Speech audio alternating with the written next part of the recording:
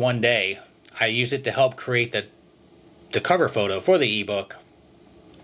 And then, of course, you have to tweak it out. It's not as easy as typing it in and then it prints it and then you post it. You have to go through and look through all these ebooks. Right now, I guess I have about 13 ebooks posted on Amazon. Now, they're not doing a whole lot. I don't really market them. I'm just kind of just getting used to doing it. I'm trying to post up to like 100 ebooks on Amazon. And I'm doing that because I could create additional cash flow that way. It's a digital product that is more of like passive income.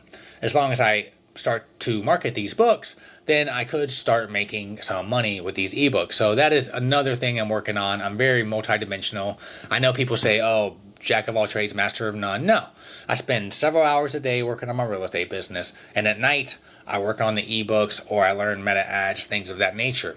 I want to be multidimensional because I can really blow up my income if I get good at just a couple of things. So that's just kind of the journey I'm on. Cold calls, appointments. I've been on a few appointments already, learning how to get really good at following up and the listing presentation, ebooks, ads. So I'm connecting all these things to my real estate business. Now, I did mention the business thing earlier. And one thing I did, I thought was a really smart move, was I created an LLC that I tied to my realtor stuff. And then when I do the rehabs and things related to real estate, that money goes into my business account. I created a business account with a line of credit, an LLC, so I could write off a lot of things. I write off dinners, I write off purchases, like this book right here. It's an AI book. I'm going to write that off. I bought it with my business account. So I use my business credit card to purchase all things real estate, photos, signs, open house supplies, books related to work, things of that nature. And then I can write off dinners and things like that. So that's another tip if you're a realtor or thinking about starting a business or a brand new realtor. Create an LLC. It costs like 80 bucks, 100 bucks perhaps, maybe like 120 bucks. And then you open up a line of credit with Chase or whatever your bank is. Then you can start building that line of credit. And that's an additional line of credit that I can use for my business. It's just like leverage. So I keep money in my real estate business account, and then I have money in my checking and savings account. I keep them separate, and I keep enough money in my business account to fund all the dialers and the skip tracing and everything. It funds my real estate company for the entire year. So create a business. Start doing outbound prospecting if you're a realtor, door-to-door, cold calls. I know it sucks. Nobody likes to do it. But you see a lot of realtors, and they're just making TikTok videos and then posting on Facebook. I used to be that guy. I'm just going to post on Facebook. Now, it does work because I did meet my friend Brandon, who's the Fix and Flipper. He saw one of my videos on TikTok. So that way, it gives you credibility. So people see that, and the next 10 realtors they see aren't making videos, and you're the one making videos, you're going to stand out more. So make videos, do post on social media, but that's just like an extra, that's like a side order, you know. The cold calling and the door knocking is like your steak, and then the social media is like your potatoes, right? So I hope you take things in consideration. I appreciate you watching my video. Like, follow, subscribe, blah, blah, blah. I will be posting more content related to cold calling, ebooks, AI, meta ads. I'm very busy. I work pretty much all day long.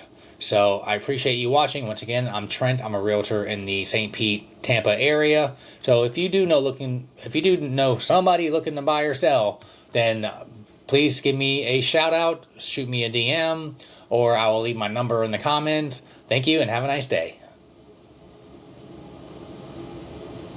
Cut. Wow, 20 minutes? A 20-minute video? Who's going to watch that? Cheers. This isn't coffee. Or this is coffee. This isn't alcohol. And that's another thing. If you're still here, thank you.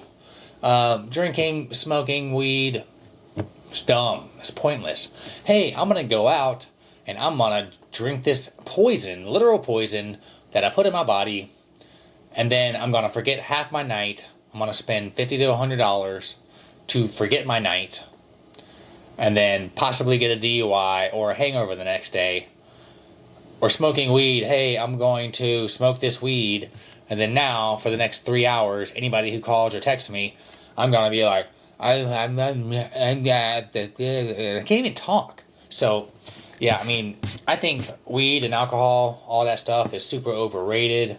It's dumb. I used to be a heavy drinker, a heavy weed guy, because I was just a victim of the people that I was surrounding myself with. And you learn as you go through life, like you become who you hang out with. There's that old saying, Dale Carnegie or whomever, you are the sum of the 5 people that you hang out with. So the 5 people that you hang out with the most, you will start to be more like them. So one thing I'd started to do was all the loser friends, my drinking buddies, people who we don't ever talk business. We just get together, watch a football game, drink, talk about chicks, or talk about whatever. I decided to ditch all of them. Now I'm still friends with them because they are part of my army. But the people that I really pursue to hang out with are the people that we get together and we talk business. So my neighbor Adam, we talk business. He has a business idea.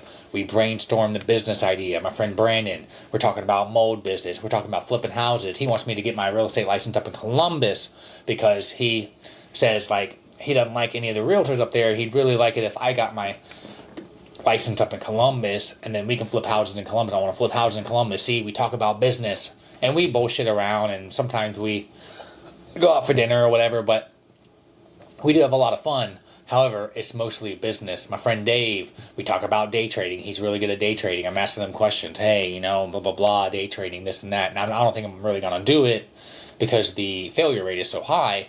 I'm already in something where the failure rate's pretty high. It's like 94% of realtors drop out in the first 5 years, whatever. But so I'm collecting people who I talk business with, and those are the people I surround myself with because they're working out. They're not drinking and smoking all the time. We're talking business, and I start to absorb all their knowledge, and maybe, hopefully, I provide enough value for them too, but we absorb each other's knowledge, and then we strengthen. It's a muscle. So really focus on who it is that you are hanging out with. I'm sitting here drinking a coffee. I think caffeine, nicotine, perhaps, like, I'm not a big fan of smoking, but like a cigar every now and then or whatever. Caffeine, nicotine, it actually provides benefits to you, whereas weed and alcohol just slows you down. So that is my 2 cents on drinking alcohol and smoking weed. Now, do I have a drink every once in a while? Do I take a puff of the pipe every once in a while? Sure. But that's very occasionally, and I don't do it every day. I don't do it most days, to be honest. I'll drink like once every other week, or, if I'm going out, I have a gin and tonic. So if you are heavy into drinking and smoking and all that, I really encourage you, if you're trying to better yourself, put all that down, start working out, get in really good shape, and focus on who you hang out with. And I promise you, your life will improve. Cheers. A coffee cheers.